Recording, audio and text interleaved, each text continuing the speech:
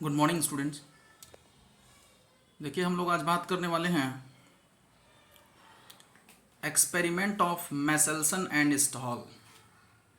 ये जो experiment of मैसेल्सन and stall है, देखिए एक्चुअली दो साइंटिस्ट थे, मैसेल्सन साहब एंड स्टॉल साहब। इन्होंने जो है डीएनए रेप्लिकेशन का सेमी कंजर्वेटिव नेचर बताने के लिए एक पर्टिकुलर एक्सपेरिमेंट किया, जिसके बाद से ये एक्सपेरिमेंटली प्रूव हो गया कि जो डीएनए का रेप्लिकेशन है उसमें जो रेप्लिकेशन हो रहा है वो सेमी कंजर्वेटिव नेचर टाइप का है। देखिए तो कहता है कि मैथ्यू मैसेल्सन एंड फ्रैंकलिन स्टॉल, यानी दो साइंटिस्ट थे। कौन कौन? मैथ्यू मैसेल्सन एंड फ्रैंकलिन स्टॉल थे। 1958 में उन्होंने एक एक्सपेरिमेंट किया जिसमें हेवी नाइट्रोजन आइसोटोप का यूज़ किया गया, N15 का यूज़ किया, ताकि ये पता चल सके कि जो नेचर ऑफ डीएनए रेप्लिकेशन है वो सेमी कंजर्वेटिव होता है। तो वही कहता है कि they used heavy N15 isotope for determining the semi conservative nature of DNA replication. Okay, the DNA containing N15 is heavier than normal DNA with N14। जो DNA के अंदर में N15 होता है वो नेचर में हैवियर होगा। किसके कंपेयर में? उस DNA के कंपेयर में जिसमें नाइट्रोजन 14 है, और इसलिए आसानी से N14 को N15 से, यानी कि N14 वाले डीएनए को N15 वाले डीएनए से डिस्टिंग्विश किया जा सकेगा। और उस को डिस्टिंग्विश करने के लिए सेंट्रीफ्यूगेशन टेक्निक का यूज़ करना पड़ता है, और एक्चुअली ये टेक्निक CsCl डेंसिटी ग्रेडियंट में किया जाता है। सीजियम क्लोराइड डेंसिटी ग्रेडियंट का यूज करके जो है N15 वाले डीएनए को N14 वाले डीएनए से सेपरेट करने का काम किया जाता है। इन दोनों में जो है डिस्टिंग्विश कर लिया जाता है। ठीक है, इससे जो है N14 वाले जो बैक्टीरिया हैं और N15 वाले जो बैक्टीरिया हैं उसमें हमें आसानी से डिफरेंस पता चल जाता है और उन्हें हम सेपरेट कर लेते हैं। तो ये काम किससे करते हैं? किसकी सहायता से? CsCl डेंसिटी ग्रेडियंट की हेल्प से करते हैं। सीजियम क्लोराइड डेंसिटी ग्रेडियंट के हेल्प से ये हम जो है इनके बीच में डिस्टिंग्विश करते हैं। जो N15 है वो रेडियो एक्टिव नहीं होता है। ध्यान देने की बात यह है कि N15 जो है रेडियो एक्टिव नहीं है। N15 क्या है? रेडियो एक्टिव नहीं है, बट इसका जो डेंसिटी है वो जो है हाई है। तो अब इसी डेंसिटी हाई होने की वजह से इन दोनों में जो है डिफ्रेंशिएट किया जा सकता है CsCl डेंसिटी ग्रेडियंट मीडियम से। तो एक्चुअली हुआ क्या कि जो एक्सपेरिमेंट इन लोगों ने किया मैसेल्सन एंड स्टॉल ने इकोलाई में, तो सबसे पहले इकोलाई को इन लोगों ने एक ऐसे कल्चर मीडियम में ग्रो किया, कई जनरेशन्स तक ये काम किया गया कि ई कोलाई को जो है N15 वाले NH4Cl अमोनियम क्लोराइड का सलूशन था, जिसमें जो नाइट्रोजन था इस NH4Cl में वो क्या था? नाइट्रोजन का हेवी आइसोटोप वाला नाइट्रोजन था। ठीक है, यानी NH4Cl में N15 था वो, और N15H4Cl में कई जनरेशन्स तक जो है ई कोलाई बैक्टीरिया को ग्रो किया गया। अब देखिए, जब कई जनरेशन तक ई कोलाई बैक्टीरिया को ग्रो किया गया तो बाद में रिजल्ट क्या देखने को मिला कि हुआ ये कि जो न्यू डीएनए देखने को मिला बैक्टीरिया का, या जो बैक्टीरियल जो जनरेशन देखने को मिली, उस बैक्टीरियल जनरेशन के अंदर में जितना भी जो डीएनए था वो क्या था? N15 लेबल्ड डीएनए हो गया। कैसा डीएनए हो गया? N15 लेबल्ड डीएनए देखने को मिला। अब ये जो N15 है वो हैवी आइसोटोप ऑफ क्या है? नाइट्रोजन है, तो वो देखने को मिला। और अब मान लीजिए जो बैक्टीरिया हमारे पास हो गया वो क्या हो गया, पूरा N15 वाला बैक्टीरिया देखने को मिले। जितने भी बैक्टीरियल कॉलोनी थी उसमें क्या था, N15। तो अब यहाँ से फिर से ये जो अब N15 DNA वाले जो बैक्टीरिया थे, अब उनको फिर से जो है क्या किया जाता है, दूसरे मीडियम, जो एक ऐसा कल्चर मीडियम जिसमें कि क्या रहेगा, N14 रहेगा, NH4Cl वाला मीडियम जिसमें कि क्या था, N14 था। और उस मीडियम के अंदर में अब बैक्टीरियल कॉलोनी को 20 मिनट के बाद से जो है वो बैक्टीरियल कॉलोनी क्या करता है, ई कोलाई के जो बैक्टीरिया होते हैं वो 20 मिनट्स में वो मल्टीप्लाई कर जाते हैं। तो अब जब N14 वाले मीडियम में इनको कई जनरेशन तक रखा गया, तो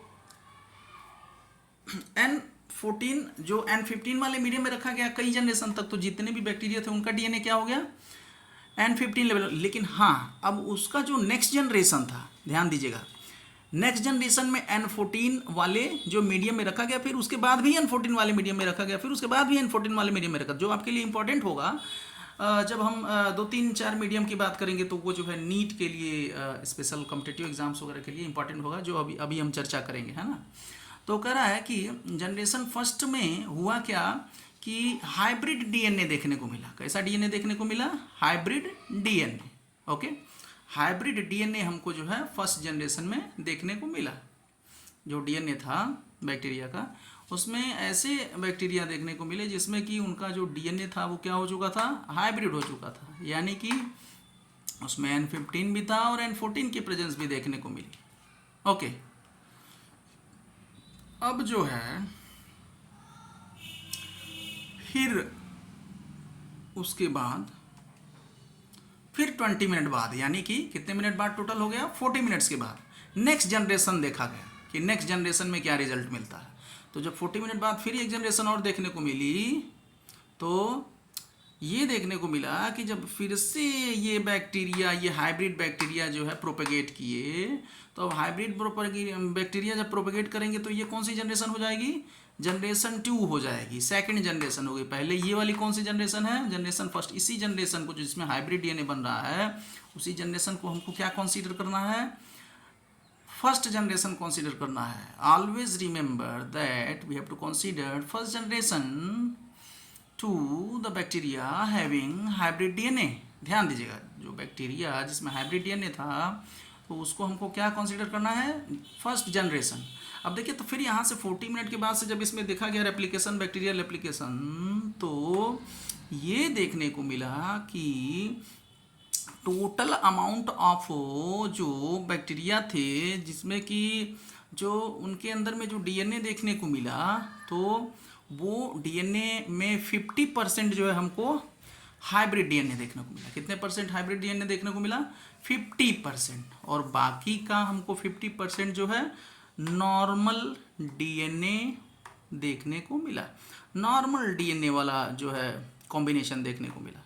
तो 50% जो है हमें क्या देखने को मिले, हाइब्रिड डीएनए देखने को मिला, और 50% जो है हमें 50% हमको क्या देखने को मिला, जो है नॉर्मल डीएनए देखने को मिला। अब होता क्या है कि देखिए, ये जो डीएनए वाला देख रहे हैं ग्रीन कलर वाला, ये कौन सा है, N14 डीएनए वाले बैक्टीरिया, है ना।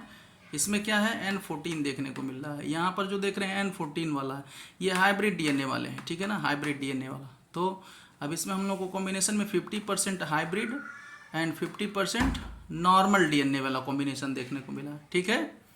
अब यहाँ ध्यान दीजिए कि यहाँ पे ये जो रिप्रेजेंट किया गया है ग्रेविटेशनल फोर्स अप्लाई करके, और जो है ये N15 वाला जो आप देख रहे हैं, N15 यहाँ देखिए रेड में लेवल किया गया है, N15 है ना।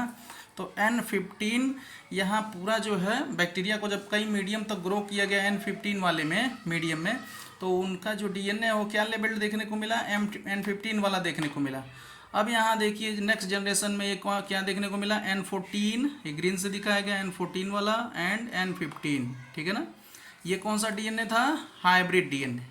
तो ये किसके मीडियम से इनका जो है यहाँ पर सेपरेशन करने की कोशिश की गई है, इसमें डिस्टिंग्विश किया जा रहा है CH-Cl डेंसिटी ग्रेडियंट के माध्यम से, सीजियम क्लोराइड डेंसिटी ग्रेडियंट का यूज़ करके इनको जो है डिस्टिंग्विश किया जा रहा है।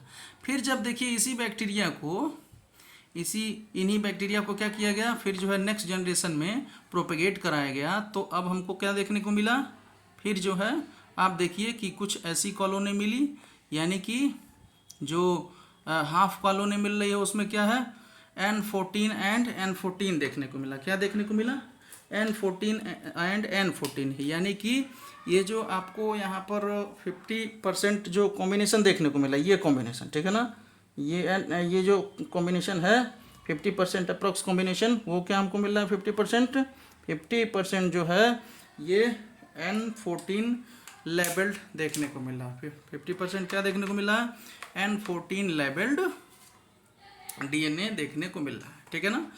और बाकी का जो हमारा 50% है वो क्या देखने को मिल रहा है, वो हमको हाइब्रिड डीएनए वाले कॉम्बिनेशंस देखने को मिल रहे हैं, जो N14 and N15 labelled DNA देखने को मिल रहा है, ठीक है ना।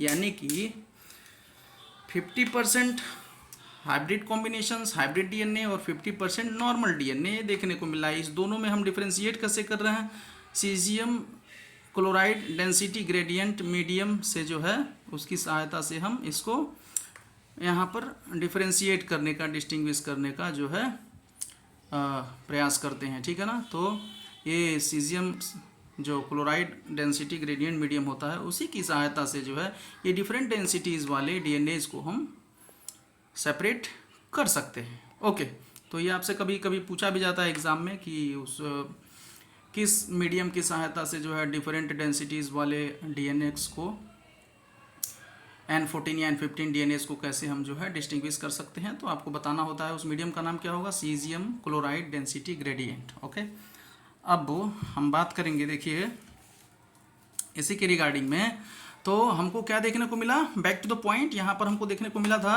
कि 50% हमको नेक्स्ट जनरेशन में, सेकंड जनरेशन में क्या देखने को मिला, 50% जो है 50% हाइब्रिड डीएनए और 50% जो है नॉर्मल डीएनए वाले बैक्टीरिया हमको देखने को मिले। अब यहाँ देखिए कह रहा है कि now N15 labelled E coli was extracted from the medium. देखिए वही बात को यहाँ पर जो है रिप्रेजेंट किया गया है, जो भी हम लोगों ने पढ़ लिया डायग्राम के मीडियम से।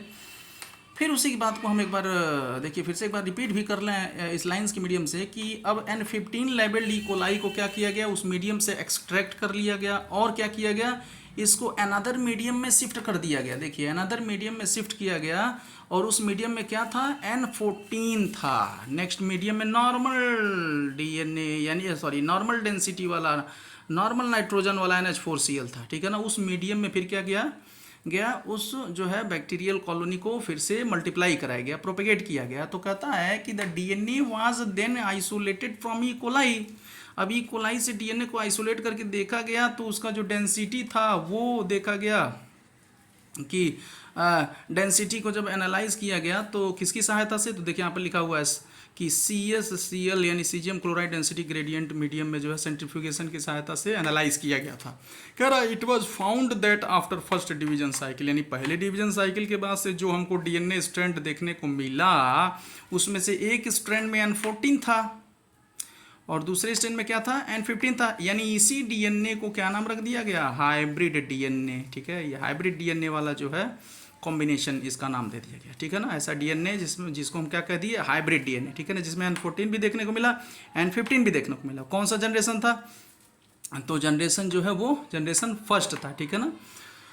अब फिर कहता है कि at the second division cycle, दूसरे डिवीजन साइकिल में एक मॉलिक्यूल जो था उसमें N14 था, है ना।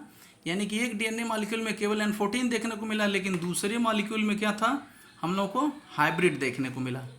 यानी कि जो सेकेंड जनरेशन था उसमें हम, इसका मतलब है कि 50% हमको नॉर्मल डीएनए वाला जो है नॉर्मल डीएनए देखने को मिले, और 50% जो है वो हाइब्रिड डीएनए देखने को मिले। तो इससे आखिर सेकेंड जनरेशन में 50% ही हाइब्रिड देखने को मिला ना, और 50% नॉर्मल डीएनए देखने को मिले।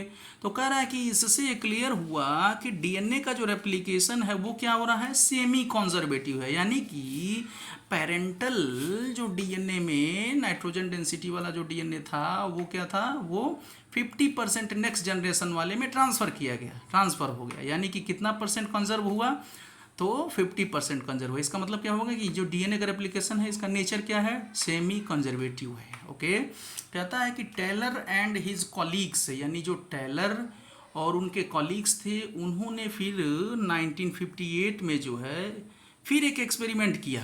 कहता है कि also conducted experiment to prove, यानी कि फिर से उन्होंने एक्सपेरिमेंट किया और फिर यही नेचर जो है डीएनए रेप्लिकेशन के सेमी कंजर्वेटिव नेचर को प्रूव करने के लिए टेलर और उनके कॉलीग्स ने फिर एक्सपेरिमेंट किया 1958 में।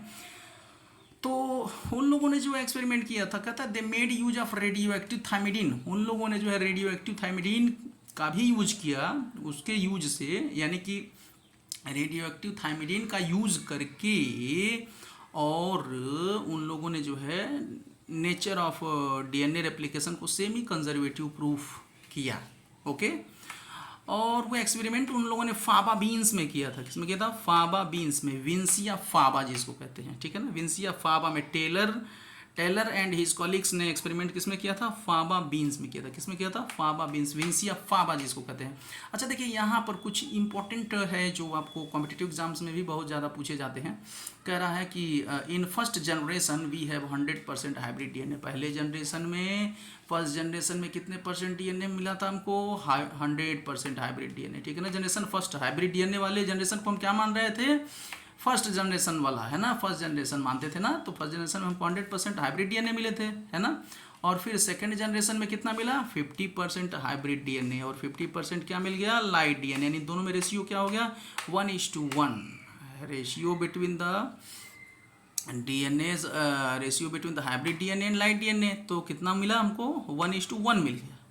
अब देखिए थर्ड जनरेशन की अगर बात करें, लाइक वाइज वही एक्सपेरिमेंट को फिर नेक्स्ट जनरेशन में भी बढ़ाते हैं, तो हमको क्या देखने को मिलेगा कि हम लोगों को 25%, 25% हाइब्रिड डीएनए मिलेगा। यानी देखिए फिर अब 50% का फिर 50% कंजर्व हो गया, यानी बचा कितना, 25% वो नेक्स्ट जनरेशन में प्रोपेगेट हो जाएगा। तो कंजर्व होकर के और 25% जो है फिर हमको नेक्स्ट जनरेशन में मिलेगा।